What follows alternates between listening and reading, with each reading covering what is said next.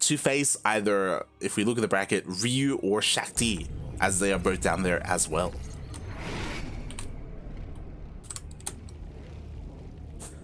But enough about them in the lower half of the bracket, because we are here in the upper half. We are getting into some more Brazilian StarCraft action, because spawning in the top left, sorry, the top right hand corner of Beckett Industries, we have the Brazilian Zerg player. Oh my god, going for a 12 pool.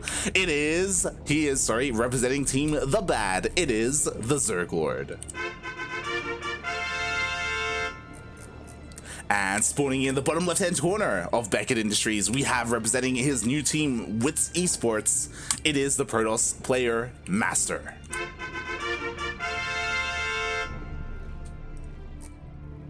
Oh boy. And thankfully he did go for a drone scout, so he sees that there is no natural base, he goes straight into the main base, he sees the progress of the spawning pool, so he knows it is a 12 pool opening. Oh my, and this is important because even though he knows it's a 12 pool, it's very important to keep this probe alive across the map. Maybe even throw down a pylon to delay, give yourself some time, and really confirm that there are going to be lings on the way and not like some kind of early roach timing or anything like that. Oh boy, so yeah, the probe is just being annoying here, delaying the natural for as long as possible, if there is going to be a natural, I should say. And the ZergLord is just shooing it away for the time being. The lings are coming out, already going across the map. And it's really important to note, we lost Submarine. Submarine is no longer on the map pool. The new rush distance map is this, Beckett Industries, with these speed zones all throughout the center of the map. The lings, they just be zooming and they are already here. Thankfully, because MasteR did scout earlier on, he chronoed out his Zealot, the wall is up, and now he has what he needs to defend as long as he doesn't get surrounded. Oh god. Please, MasteR, please. He's playing with fire right now. He's dancing with the lings, with his Zealot, but he has to be so careful. If he does get surrounded, it could all be over. Oh, God. Meanwhile, that gateway is slowly being chipped away at, and yo, it's at less than half health, but the second Zealot does come out, so MasteR is going to be able to push away some of these things, but oh God, he gets surrounded. Oh no. He does kind of move out of position, and the gateway actually goes down. Again. So walling, again, a lot of these players are still getting used to walling on this map, on all the new maps, so the ZergLord is taking advantage of that. He actually made another wave of lings, so he's just going even further in. He did still expand. I think that's important to note. Like, it's a 12 pool into the mid game. Like, he's not all in by any means. He's just looking to deal some damage, get ahead early on, and killing a gateway like that is already pretty nice.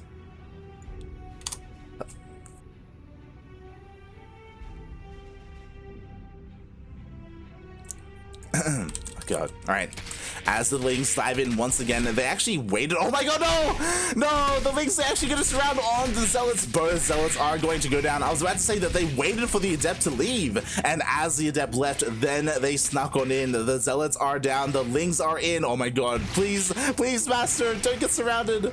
Oh god. Okay. Oh no, he accidentally clicked on on the debris on the plates by accident, so the lings do get into the main base, but there are only 3 lings remaining. They aren't going to deal any damage, but they are getting a lot of scouting information, and they are being annoying. So just like that, the ZergLord didn't even need it to go in with his Overlord. He needs to be careful with this Overlord, by the way. It does need to go over to that pillar. Otherwise, there we go. He is moving it. Otherwise, it could go down to the Stalker. But honestly, nice start here by the ZergLord. He killed both Zealots. He killed a gateway. He snuck into the main base. He got a scout. He saw that there was no tech. He saw that there were only 2 gases. And he's going to be feeling so good right now.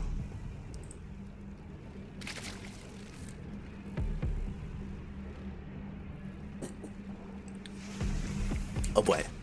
So yeah, we do see that a robo was thrown down. I do want to quickly check the vision of the ZergLord, and he has not seen the robo yet. Again, it is in the natural, so if he wants to, he can dive in with his Overlord, but he could also think that the tech is being thrown down in the main base when really it's just gateways. So kind of has to flip a coin to kind of assume where the tech is to know what exactly he needs. And this is pretty interesting. Again, there is still no Twilight Council for MasteR. He is instead focusing on just pure gateway and robo production. So this kind of looks like he wants to go for a sentry push. Yeah, just warp in a bunch of sentries. You know, you have immortals as the backbone of your army and just push out across the map. When I look at what the ZergLord has, like, he already has a Roach War and he's working on +1. As long as he doesn't drone up too much, he should be okay. Speaking of, he's up to 44 drones. I think that's it. Like, I would hope he stops here. Oh, he's up to 47 now. Like, you don't want to waste too much of a lava on your economy, because we essentially have like a massive 2-base push coming your way. And what is there to defend? There's 2 queens, a couple of roaches are on the way, but only a handful. Like, this is still really scary, and there's plenty of energy for force fields. The ZergLord, I'm really concerned for him, not just because of his army size, but also because he doesn't have any Ravagers, so there's nothing to stop these force fields. The force fields do go down, but as that is happening, the reinforcements are coming in, and it looks like the ZergLord, he does have enough to push away the army for now. I say for now because we do have another warp in of units. Drones are falling in the defense, but as time goes on, the better it is for the ZergLord. And there it is, the Zealots are falling. Queen does fall as well. The Queens, they need to try and get on top of this War Prism. Meanwhile, there are only 3 roaches, and oh god, the roaches are falling. The ZergLord, I think he realizes he does back off, but he's able to reinforce his army. You know, he does have a couple more roaches and lings. It's important to note that lings, they do not have speed, not yet anyway. It is on the way because of that 12 pool. He's trying to focus on the War Prism, and he gets it. He gets the War Prism, and with that, there is no more micro potential here for MasteR. Everything will be cleaned up.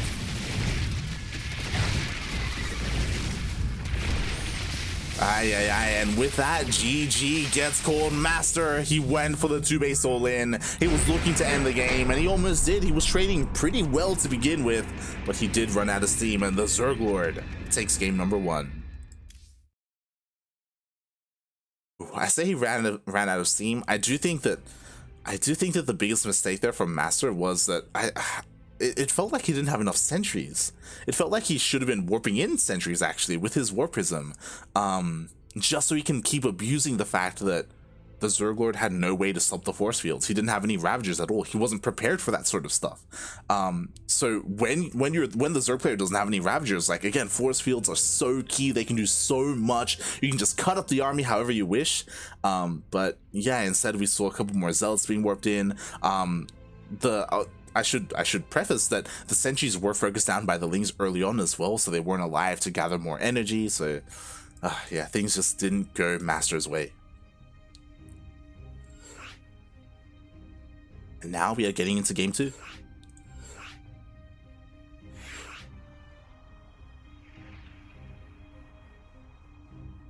To lie to the guy yet.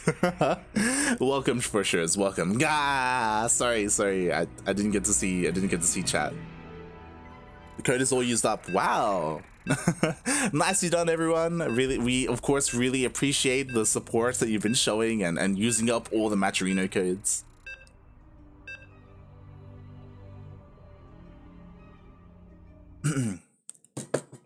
Lied to himself today feels bad, man. Yes. Again, if you haven't been here recently, Yoda Slim now has a full-time job, so I miss him dearly. I haven't been able to cast with him in a very long time.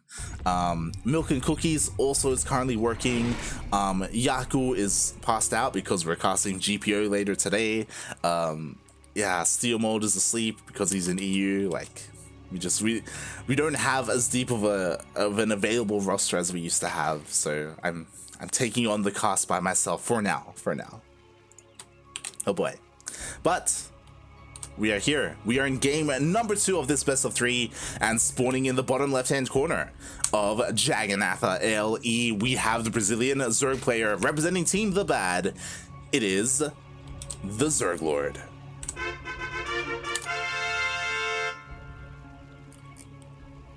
And spawning in the top right-hand corner of Jagannatha LE, we have the other Brazilian player. He is representing Team With Esports.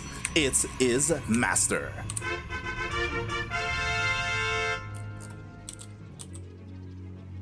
Oh boy. This time, no 12 pool from the ZergLord, actually opening up with a hatch first, which is crazy because the ZergLord, he's a pretty aggressive Zerg player. So opening up as economic as possible, going for a hatch gas pool opening. Meanwhile, in the chat, apparently Yoda opened up a taco stand. This is true. If you wanna keep up to date with what is happening with Yoda, then check out his social media. But he did open up a taco stand. It wasn't like a permanent taco stand. It was at an event. At an event, he had a stall and he was selling tacos. And apparently he sold out. So I mean, props to Yoda. I did request pictures, and I question how he makes his tacos, but yo, if it's sold out, it's gonna be good, right? So massive shout out to Yoda. I hope he does well. I hope he does well with his endeavors. Oh boy. And here we go. We are slowly getting into the swing of things. If you want updates on everyone else, of course, Milk and Cookies, he's currently working as well. He's an assistant lecturer at a university. Of course, all that is online. And he's also a coder as well. I believe he does some programming work for a Shopify store or something along those lines. Or at least he works a bit for Shopify. So yeah. And also Yaku is studying. He is a full-time student, so yeah, all that is going on. I myself am also returning to work this year as well, but it shouldn't affect any of these events over the weekend, because this is the weekend and I work over the weekdays, so it's fine. These events will continue, do not worry. As Kuro was saying, unfortunately we need money to eat. It's true. It's very true. But we are getting into the swing of things. This time MasteR is opening up with a Stargate, which is pretty interesting, especially compared to how we opened up in the previous game. We don't see a big 2-base all-in, but you could also argue that MasteR was forced into a 2-base all-in because of the opening, because of all the damage he took early on. He's like, from here, I'm not going to be able to get into a macro game. I'm going to try to end the game early instead. But we also how that worked out for him, unfortunately. But here we go. So we do have an Oracle coming out first for MasteR. Unfortunately for MasteR, he was not able to kill this Overlord. So TheZergLord, he saw the tech and he saw what units were coming out. He even sees the follow-up unit coming out as well. Like, TheZergLord sees everything. There is no excuse for TheZergLord to lose units to these Oracles. Like, again, he sees 2. I'm concerned because he doesn't have a Spore here. He has 2 Queens, so he can still push away an Oracle, which is fine. Okay, there we go. We do have a Spore in the main base and the natural. We got some Queens in position as well. So it's going to be very difficult for MasteR to find any damage with this, with his 2 Oracles. Actually keeping an eye on the production tab. Okay. He doesn't go for a 3rd. He's not that insane. Only sticks with 2 Oracles for now. Of course, with 2 Oracles, you can one-shot workers, so it doesn't even matter if there's a Spore or if there's a Queen, you can just dive in anyway.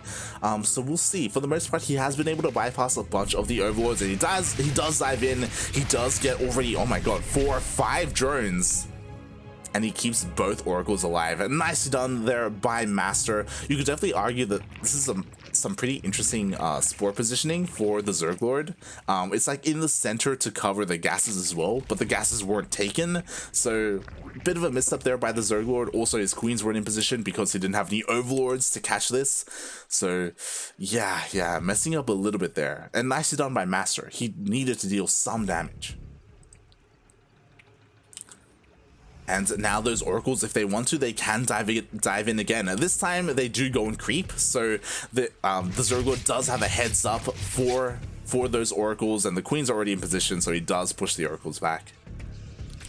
At the same time, the Lings are looking to try and find some free workers, some free transferring probes, and he does try to get one, but there are plenty of units here to protect his mineral line. His transferring probes, so nicely done by MasteR. He does have all of his units in position and he is getting into the swing of things. We got Twilight Cancel done, we got +1 on the way, we got Charge on the way, as well as Immortals. Pretty interesting that he's opting to go for the Immortal route and not the Archon, like Charge or Archon instead. So a very interesting choice here. What I'm a little bit concerned about is that he hasn't been able to scout too much. I don't believe he has seen the tech. Actually, he has seen the Roach Warren. I don't believe he has seen the Hydra Den, which is at the third base. Again, it's going to be really difficult to get eyes on this. I don't believe MasteR has been going for any hallucinated scouts, which is a little bit concerning, mainly relying on his oracles. And I mean, sure, you get to save energy on your sentries, that's great and all, but again, you want to be a little bit more ambitious with your scout, which is pretty easy with Haluk. Regardless, the oracles dive into the third, and he does see the Hydra Den. And with that, he needs some AoE. He needs like Colossus, he needs Storm, he needs something to help deal with the Hydras and maybe the incoming Lurkers on top of that. And there we go, he opts to go for Storm, which is an interesting decision. Obviously, Storm is amazing, and it works well, and he already had the tech, so going for Charged Archons and Storm is pretty nice. I would hope that he does throw down a Robotics Bay as well, just so he has multiple forms of AoE. Relying on just one can be a little bit scary. Uh-oh. Speaking of scary, the Lings actually do slip into the natural. They almost slip into the main base. Oh, actually, they kind of do. Oh my god. And this is just a distraction because the main army of the ZergLord does hit the fourth base, does immediately cancel the base, and we'll see if he tries to do anything else from here. Honestly, this army isn't too big, so he has to be careful not to overcommit. 3 Hydras and a Ravager immediately get picked off, and this is what I mean. The ZergLord, does he really want to stay here? He's continuing to reinforce. He's actually feeling confident right now, and to be fair, he should, because Storm isn't done yet. But he doesn't know that. He doesn't know, and in 5 seconds, 4, 3, 2, 1, Storm is complete, and with that, the ZergLord, mate, you gotta get out of there. Oh boy. Let him have it. Back off. Meanwhile, a couple of drones did go down to those Lings, so I think nicely done by the ZergLord, who was able to find some damage. But this is getting really scary because now that MasteR has Storm, he can turtle up. We do see like stasis wards going down. We got plenty of stack defense. We got cannons. We got shield batteries at the third. It's going to be incredibly difficult to break the third, and his main army is closer to the fourth. And once MasteR gets up to 4 bases, then he can get into carriers. We already see the fleet beacon and a second Stargate on the way.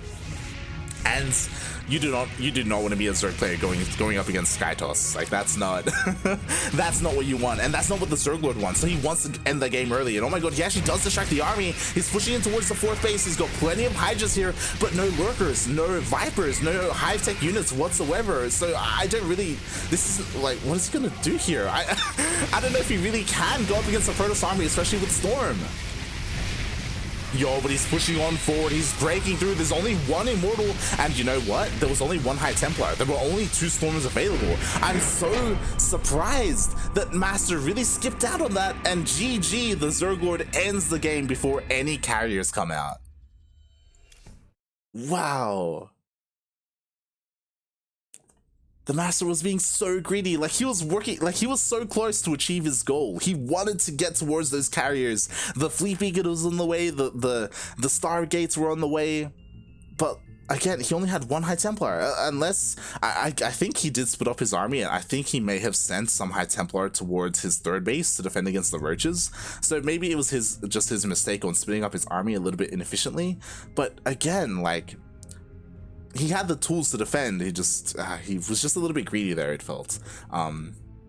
Maybe throwing down his tech a little bit too quickly. Maybe should have focused on bolstering his army a little bit first to survive long enough to get to the Skytoss. Regardless, well played by the ZergLord. I was talking about it as a Zerg player. If you can, you want to end the game before Skytoss comes into play, and that's exactly what he did. Clapping. And with that, the ZergLord takes the series 2-0 and moves on to the next round.